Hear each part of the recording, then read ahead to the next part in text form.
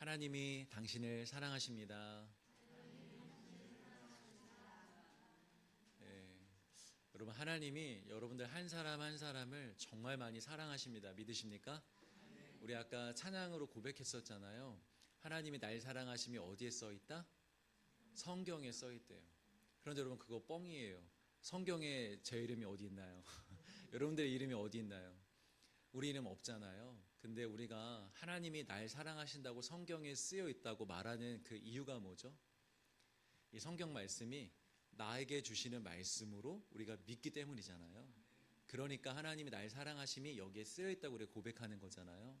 마찬가지로 오늘 하나님의 말씀이 나에게 주시는 말씀으로 받으시기를 주의 이름으로 축복합니다.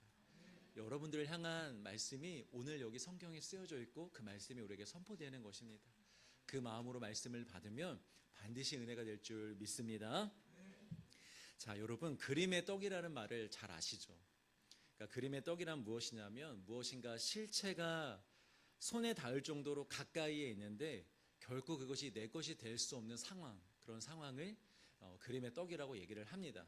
예를 들면은 백화점을 우리가 가게 되었는데 지나가다 보니까 너무 내가 갖고 싶은 물건이 있는 거예요. 근데 지금 내 주머니에 사정을 보니 그 물건을 살 수는 없어요. 그럴 때 우리가 그 물건을 보면서 그림의 떡이다라고 얘기를 합니다. 먹고 싶지만, 갖고 싶지만 지금 가질 수 없기 때문에. 또 제가 지난번에 왔을 때 여기 포항 죽도시장에 호떡이 그렇게 맛있더라고요. 그 치즈가 들어가고 씨앗이 뿌려지고 그 파절이가 이렇게 올라간 그 호떡 맛을 잊을 수가 없습니다. 지나가다가 그 호떡집을 발견했어요. 너무 먹고 싶어요. 그런데 현금을 하나도 안 갖고 온 거예요. 근데 그럼 그 호떡은 저에게 어떤 떡이 될까요? 그림의 떡이 되는 거예요. 호떡이 아니라 그냥 그림의 떡이 되는 거죠. 자, 성경에 보면요, 이런 그림의 떡 같은 상황이 또 나옵니다. 여러분, 노아 잘 아시죠? 노아가 하나님의 명령을 받아서 방주를 지을 동안에 많은 사람들, 그 주변 사람들은 다 노아를 비웃었습니다. 무슨 비가 와서 이 세상의 물로 다 덮이느냐, 무슨 이 세상에 심판을 받느냐, 말도 안 되는 소리다 하면서 노아를 비웃었습니다. 그러면서 하나님의 심판에 대해서 믿지도 않았고 그 심판에 대해서 어떤 준비도 하려고 하지 않았습니다. 그저 먹고 마시고 시집가고 장가가고 그렇게 자신의 인생만 열심히 살았을 뿐입니다. 그러다가 여러분 아시는 것처럼 심판의 날이 왔습니다. 좀 시간은 걸렸지만 어쨌든 심판의 날이, 하나님 말씀하신 날이 왔습니다. 하늘에서 구멍이 난 듯 40일 동안 비가 장대같이 쏟아져 내렸습니다. 그 빗물이 점점 땅을 차고 가득 차게 되었습니다. 그제서야 사람들이 이 사태의 심각성을 알게 됩니다. 야, 이거 진짠가 보다. 이 땅이 심판을 받는가 보다 하면서 사태의 심각성을 깨닫게 됩니다. 그러면서 그들의 시선이 한 곳을 향했겠죠. 어디를 향했을까요? 아라라스탄에 있던 노아의 방주. 아마 그게 기억났을 것이고 그들의 모든 시선이 방주를 향했을 것입니다. 아, 저기 방주에 들어가야겠다. 저기 들어가야 우리가 살 수 있겠다 하면서 방주를 바라봤을 것입니다. 그런데 여러분, 버스는 이미 떠났습니다. 방주의 문이요, 이미 닫혀 있었다고 합니다. 이제 돌아가고 싶어도, 들여보내달라고 애원을 해도, 간청을 해도 들어갈 수가 없는 것입니다. 이제 그 방주는 이 사람들에게 무엇이 된 거죠? 그림의 떡이 된 거예요. 앞에 있어서 들어가면 좋겠지만, 너무 들어가고 싶지만 결코 그 방주 안에 들어갈 수 없는 그림의 떡과 같은 상황이 된 것입니다. 사랑하는 성도 여러분, 이 시간 여러분들에게 믿음으로 권면을 드립니다. 우리 마지막 시대 때, 우리 예수님 다시 오실 그때에 예수님이 우리에게 그림의 떡이 되지 않기를 간절히 소망합니다. 예수님이 오셔서 이 모든 게 진짜였군요. 이 모든 것이 정말 사실이었군요. 저 그 예수님께 들어가고 싶습니다. 예수님과 함께 천국에 가고 싶습니다. 라는 마음은 있지만 정작 그 예수님이 우리에게 나는 너와 상관이 없다. 내가 너가 누군지 모르겠다 하면서 예수님이 우리에게 그림의 떡이 되지 않기를 간절히 소망합니다. 이 땅에서 그 마지막 날을 잘 준비하고 신앙으로 잘 견디고 인내하여서 그 예수님을 만날 때 그 예수님이 우리에게 진정한 생명의 떡이 되기를 주의 이름으로 축복합니다. 자, 오늘 본문에도 이런 좀 비참한 상황이 나옵니다. 오순절 마가의 다락방에서 사도들이 성령의 충만함을 받습니다. 그러던 어느 날 오후 3시가 되어서 유대인들의 정통에 따라 이 베드로와 요한 이 제자들이 예루살렘 성전에 기도를 하러 올라가게 됩니다. 그리고 거기에서 성전 비문에 앉아있던 한 안진뱅이를 만나는 것이 오늘의 본문의 이야기입니다. 자, 여기서부터 우리가 함께 몇 가지만 좀 같이 생각을 해봅시다. 첫 번째, 이 안진뱅이가 앉아있던 성문, 이 미문은 대체 어떤 곳일까? 당시 예루살렘 성전에 들어가기 위해서는요, 가장 먼저 출입문을 통과해야 됩니다. 그러니까 행복한 교회로 따지면 여기 1층에 여러분 철문 있잖아요. 그 문이 출입문인 거예요. 그리고 그 문을 들어가게 되면은 바로 앞에 무엇이 나오냐면 이방인의 뜰이라는 마당이 나옵니다. 이방인의 뜰이라는 마당. 그런데 이곳을 왜 이방인의 뜰이라고 불렀냐면 당시의 성전에 이방인들도 들어갈 수는 있었어요. 성전 안에. 그런데 이방인들이 들어갈 수 있는 최대치가 어디였냐면 그 마당까지였습니다. 그 안에 제사가 드려지는 성전 중심까지는 들어갈 수가 없었어요. 허락이 안 됐습니다. 그러면 이방인들은 제사를 어떻게 지내느냐? 제물을 가지고 오면 그 이방인의 뜰에서 제사장에게 자신의 제물을 줍니다. 오늘 제가 드릴 제물입니다. 이걸로 저를 대신하여 제사를 지내달라고 그 제물을 드립니다. 그러면 제사장이 그 이방인들의 제물을 가져다가 성전 중심으로 들어가서 제사하는 장소로 들어가서 거기서 대신 제사를 지내주는 거예요. 그러면 이방인들은 성전 안에는 깊숙한 곳에 들어가지 못하지만 그 이방인의 뜰에서 거기서 이제 기도도 하고 누가 말씀을 가르쳐주면 거기서 말씀도 듣고 서로 교제하고 이런 장소로 쓰이던 것이 바로 이방인의 뜰입니다. 그리고 여기서 또 어떤 것이 이루어졌냐면 제사를 지내기 위해서 제물이 필요하잖아요. 그 제물을 사고 파는 그 장소 역시도 이방인의 뜰이었습니다. 그래서 여러분 다 아실 것 같아요. 예수님이 한번 성전에 오셨다가 성전을 한번 다 뒤엎으신 적이 있잖아요. 장사하는 사람들을. 그 장소가 바로 이방인의 뜰인 거예요. 자, 그런데 미문이란 뭐냐면 이 이방인의 뜰에서 성전의 중심으로 들어가는데 거쳐야 되는 문, 그 문이 바로 미문인 것입니다. 그래서 이 미문은 하나님의 임재가 시작되는 곳이라고 하여서 굉장히 큰 문으로 지었고 웅장하게 지었고 아름답게 지어졌다고 합니다.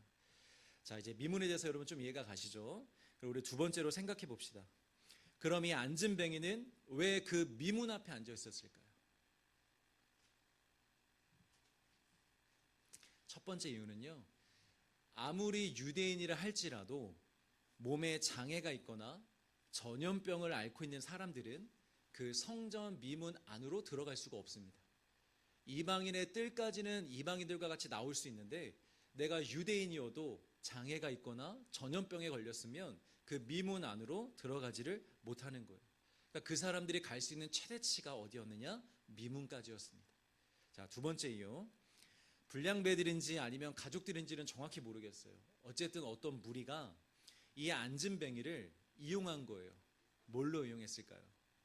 돈 버는 걸로, 구걸하는 걸로.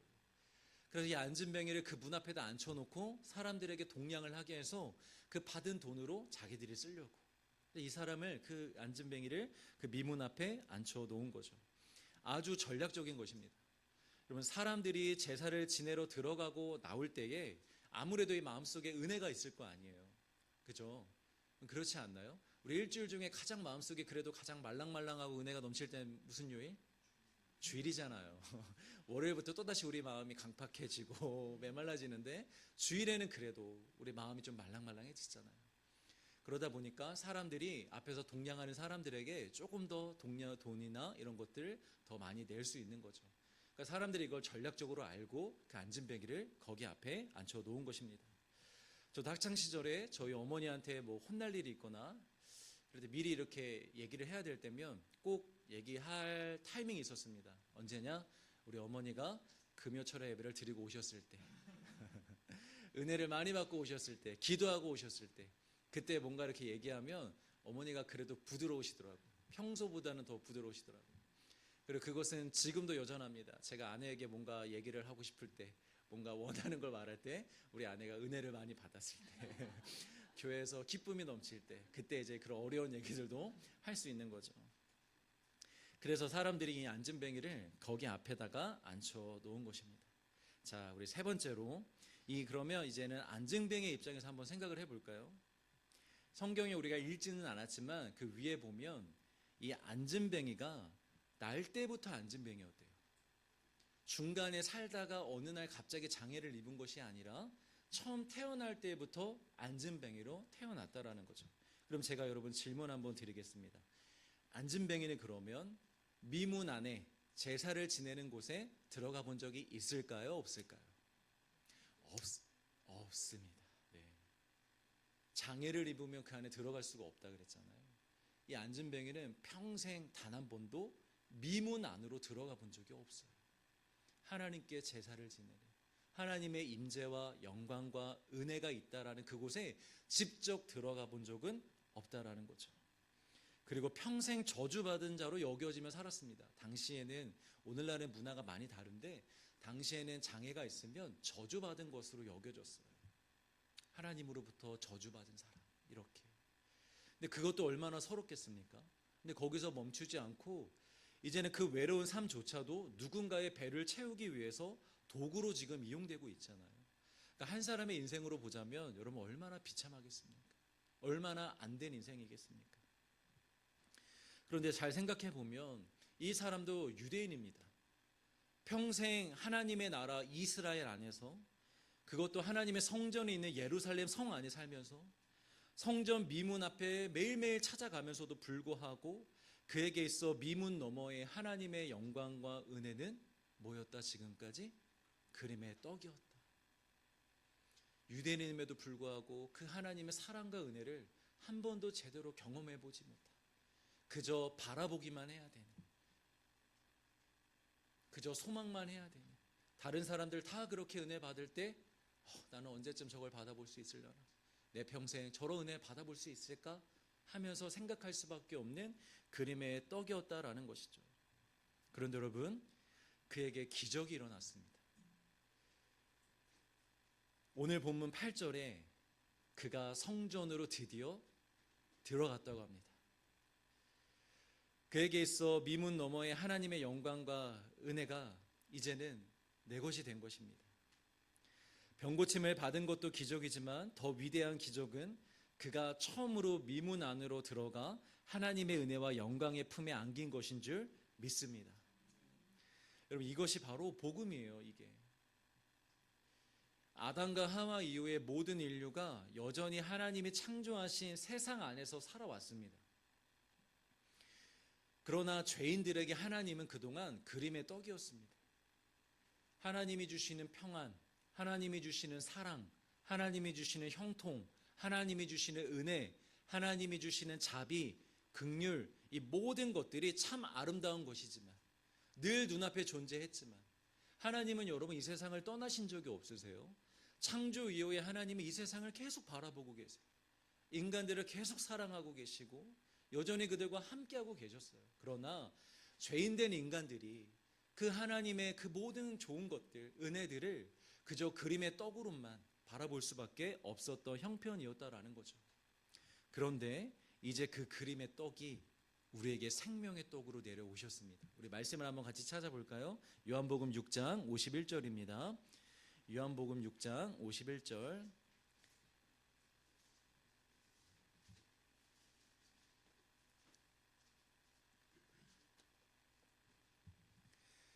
다 찾으신 줄 믿고 함께 읽겠습니다. 시작.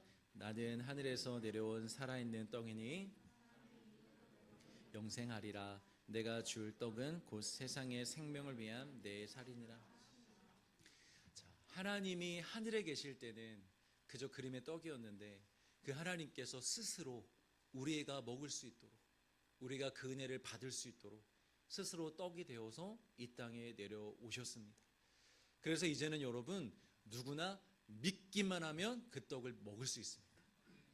이제는 믿기만 하면 하나님의 영광과 은혜 안에 들어갈 수 있게 된 줄 믿으시길 바랍니다. 너무나 놀라운 사건 아니에요? 백화점 아까 예를 드렸지만 지나가다가 너무 마음에 들어. 근데 돈이 없어. 믿습니다, 주님. 저게 제 것인 줄 믿습니다. 이러면 그게 내 것이 된대요.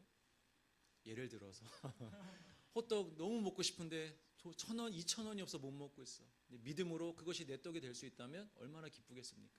근데 그것과는 비교가 되지 않는 거예요. 믿기만 하면 하나님이 나의 아버지가 됩니다. 믿기만 하면 우리가 하나님의 자녀가 됩니다. 믿기만 하면 하나님이 가지고 계신 그 영광과 은혜와 자비와 그 모든 것이 우리의 것이 되는 것입니다. 여러분, 이 복음을 받아들이고 이해할 수 있기를 주의 이름으로 축복합니다. 제가 성경 한 구절만 더 찾아서 제가 읽을게요. 히브리서 10장 19절에 이렇게 기록되어 있습니다. 그러므로 형제들아, 우리가 예수의 피를 힘입어 성소에 들어갈 담력을 얻었나니. 아멘. 이제는 그 예수님으로 말미암아 우리가 하나님 앞에 담대하게 나아갈 수 있게 되었다라는 거예요.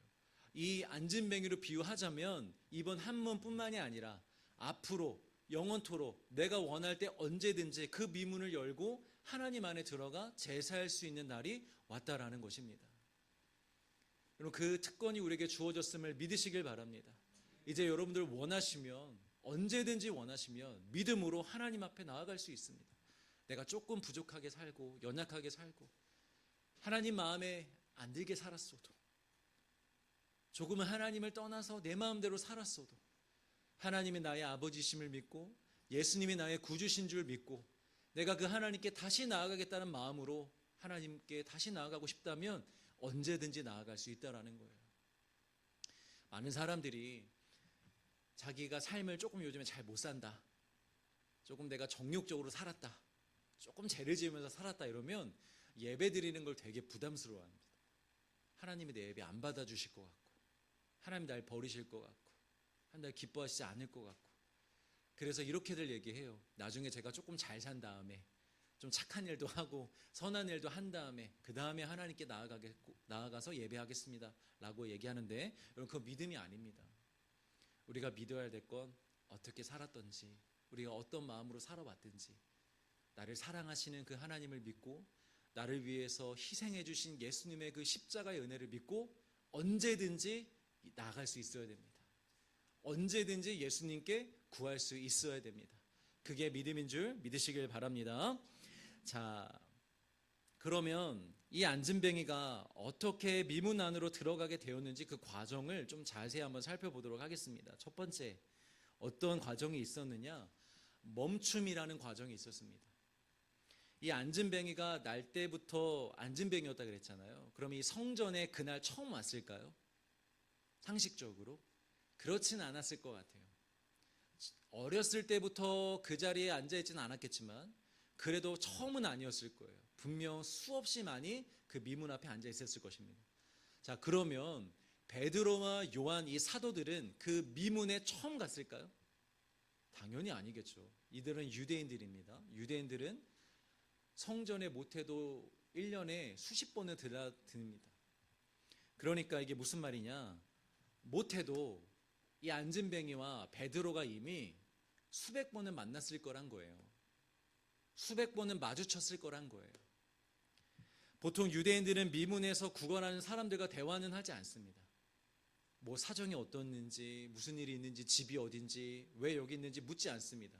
그냥 을에 구걸하러 왔구나 하고 동전을 주고 가거나 그냥 지나쳐가면 됩니다. 아마 베드로와 요한도 지금까지 그랬던 것 같아요. 그냥 지나쳤던 것 같아요. 그런데 어느 날 베드로가 그의 앞에 처음으로 멈춰섭니다. 처음으로 성전에 들어가는 발걸음을 멈춰서 그의 앞에 선 것입니다. 여러분, 사랑은 멈춤이라고 합니다. 어린 아이를 키우는 부모가, 엄마가 집에서 설거지를 하고 있습니다. 근데 저 뒤에서 어린 아이가, 갓난아기가 울어요. 그럼 엄마 어떻게 해야 됩니까? 여러분도 부모님, 엄마는 어떻게 하셨을까요? 그래, 좀 기다려, 이렇게 하셨을까요? 아니에요. 여러분들 갓난 아기 때는 엄마가 다 장갑 벗어 던지고 설거지 멈추고 하던 일 멈추고 여러분들에게 다 뛰어갔을 거예요. 그렇게 믿으시길 바랍니다. 왜냐, 사랑하니까. 사랑하는 아이에게 무슨 일이 생기면 안 되니까 그렇게 가는 것이죠. 또 사랑하는 이에게 사고가 나면 또 직장에서도 하던 일을 멈추고 가족에게 달려가는 것, 그것이 사랑입니다. 우리 하나님이 그런 사랑을 우리에게 주셨습니다. 하나님은 원래 하늘에 계신 분이잖아요. 하늘의 그 영광스러운 보좌에 앉아서 온 우주를 다스리고 통치하시는 분이셨어요. 그 보좌가 하나님의 자리였어요. 그런데 하나님이 그 보좌에 앉아 계신 것을 하늘의 영광스러운 자리에서 세상을 다스리는 것을 멈추셨어요. 그걸 멈추고 어디에 내려오셨죠? 이 땅 가운데 내려오셨어요. 왜 내려오셨을까? 우리를 사랑하셔서. 하나님이 하늘에서 통치하시는 곳으로는 하나님의 백성들을 살리실 수가 없어요.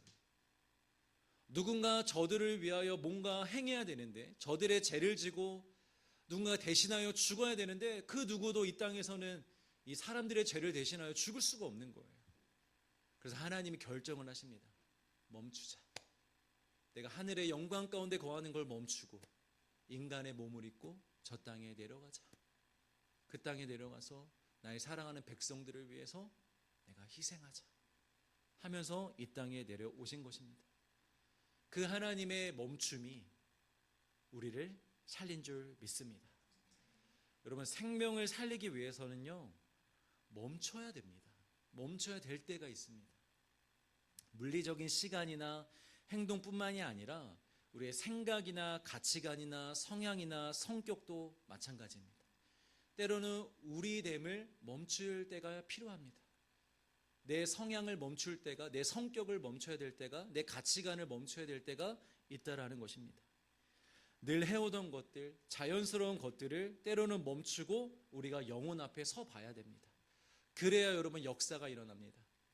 제자들을 한번 생각해 보십시오. 예수님이 제자들을 부르실 때, 예수님이 제자들이 예수님을 따라가야 할 때 그들은 그냥 자연스럽게 따라갈 수 있었던 것이 아닙니다. 멈췄습니다. 뭘 멈췄어요? 그물을 던졌잖아요. 그물을 던지며 업으로 사는 일을 멈췄어요. 그냥 한 인간으로서 내 가족 먹이고 먹여 살리고 그냥 이 땅에서 인생을 사는 것을 멈췄어요. 그리고 예수님께 집중합니다. 그리고 예수님을 따릅니다. 그런 멈춤이 우리 가운데 있어야 한다라는 것이죠. 한 권사님에 관한 이야기인데요. 저희 교회가 평균 연령이 33, 4 정도 됩니다. 다 30대만 있습니다. 그런데 이제 유튜브 채널에 권사님들이 몇 분이 이렇게 구독을 하시고 예배를 드리시는 분들이 계세요. 근데 어느 날 한 권사님이 저에게 연락이 왔어요. 간증할 게 있으시다고. 그래서 제가 어떤 간증이 있으시냐라고 물어봤더니 어느 날 며칠 전에 남편이 속을 썩였대요. 권사님이 정말 싫어하는 것을 남편이 하겠다고 이렇게 선언을 한 거예요.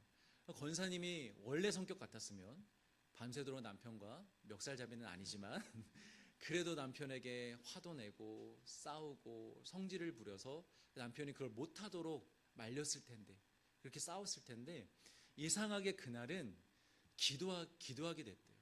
남편에게 아무런 말도 하지 않고 싫은 티 내지 않고 그냥 본인 스스로가 금식하면서 기도의 자리에 가서 남편을 위해 기도하기 시작했대요. 여러분, 일주일도 아니고 2, 3일도 아니에요.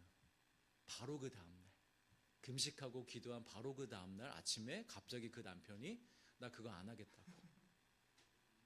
그래서 이 권사님이 너무 기쁘셔서 저한테 연락이 온 거예요. 저희 어머니가 유튜브가 안 나갈 거니까 저희 어머니가 보실 일이 없으니까 제가 편하게 여기서 공개하자면, 저희 어머니가 그렇게 너무 기쁘시다고, 네 아버지가 이렇게 해서 하나님이 이렇게 역사하셨다고. 제가 지금 이 말씀을 드리는 이유가 뭐냐면, 우리가 인간관계에서 또 인생에서 주변 사람들과의 관계에서 잘 안 바뀌잖아요. 마음의 소원은 있고 뭔가 일이 일어났으면 좋겠는데 남편도 잘 안 바뀌고 자녀도 잘 안 바뀌고 친구도 잘 안 바뀌고 학교의 선배도 잘 안 바뀌고 후배도 안 바뀌고 룸메이트도 안 바뀌고 모든 건 다 그대로 돌아가는 것 같아요. 기도는 열심히 하는데. 그럴 때 여러분, 우리가 때로는 멈출 수 있어야 된다라는 거예요. 나의 생각, 내 가치관, 내가 자연스럽게 해오던 것들, 그런 것들을 멈추고 그 영혼을 위해서 진실되게 기도해보는 시간들, 그 영혼 앞에 진실되게 서보는 시간들, 이런 시간들이 필요하다라는 거죠. 제가 여기 포항에 작년에 한 번, 올해 2번 왔잖아요. 그러니까 서울에서 이렇게 목회를 하는 걸 멈추고 여기에 온 거예요. 어떤 소망으로? 생명의 역사가 일어나기를 바라는 소망으로. 여러분들도 한번 갑자기 학교 멈추시면 안 됩니다. 휴학하시면 안 됩니다. 잘못 적용해가지고 엄마 목사님이 오늘 설교하는데 멈추래, 공부하는 걸 이러시면 안 돼요, 여러분. 그런 거 말고, 그건 정말 하나님께서 여러분들에게 강력하게 마음 주실 때 하시고, 한번 여러분 멈춰 보세요. 여러분들 익숙하던 것들, 익숙하게 생각하던 것들, 말의 태도, 억양, 부모님에게 대하는 그런 마음, 그런 태도들 있잖아요. 한번 그런 것들을 다르게 한번 해보세요. 그리고 기도해 보세요, 정말. 그러면 반드시 변화가 일어날 줄 믿습니다. 자, 두 번째, 그가 미문으로 들어갈 수 있었던 이유 두 번째는요, 오직 예수님의 능력으로 가능했습니다. 자, 베드로가 이 안진뱅이에게 뭐라고 얘기하면서 병을 고쳐 주었냐면, 내게 음과 금은 없거니와 내게 있는 나사렛 예수의 이름으로 일어나 걸으라 라고 했잖아요. 그런데 베드로에게 정말 은과 금이 없었을까요, 여러분? 질문. 오늘 맞추면 제가 요거트를 디저트로 쏘겠습니다. 베드로에게 은과 금이 정말 없었을까요, 여러분? 이유까지 말씀해 주셔야죠. 어떻게 그럼 베드로는 은과 금이 있었을까요?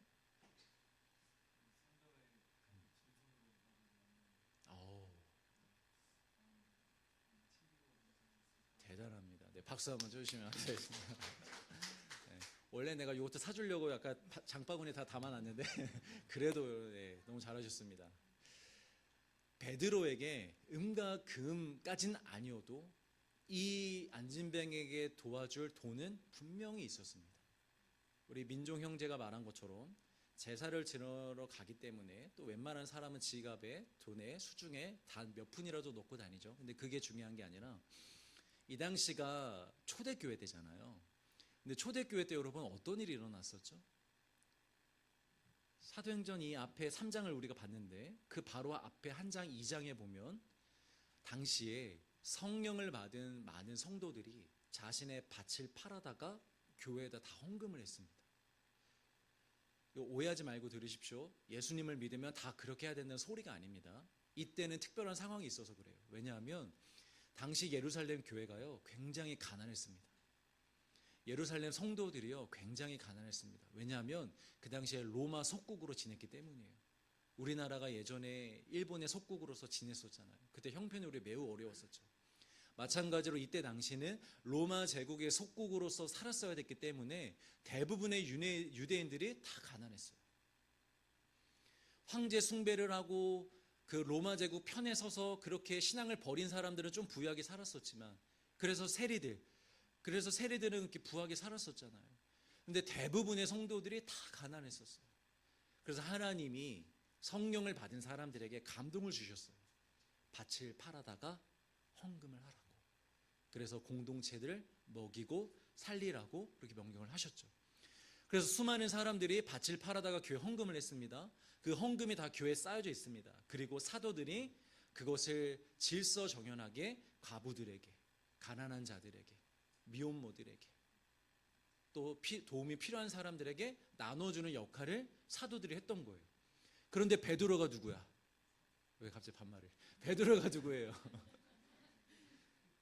베드로는 사도 중에 사도고 당시의 교회 최고의 지도자였어요.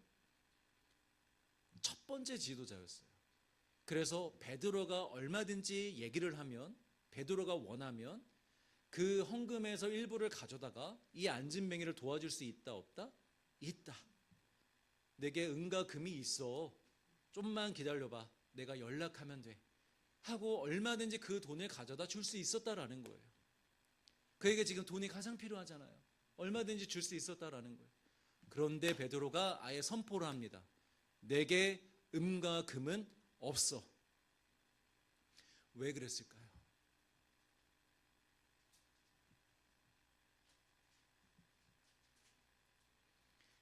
베드로의 의도는 이겁니다. 그치, 너에게 지금 은과 금이 필요하지. 너도 그렇게 생각하지. 그런데 아니야. 너에게 정말 필요한 건 은과 금이 아니라 예수 그리스도야. 네가 지금 은을 더 많이 갖는다고, 금을 더 많이 갖는다고 네가 정말 행복해질 수 있는 게 아니야. 네가 살 수 있는 게 아니야. 너에게 가장 필요한 건 예수 그리스도야. 그러니까 지금 은과 금 생각하지 말고 예수님만 바라봐봐. 너에게 놀라운 기적이 일어날 거야. 이 마음으로 이 얘기를 하는 겁니다. 사랑하는 성도 여러분, 돈 필요하죠.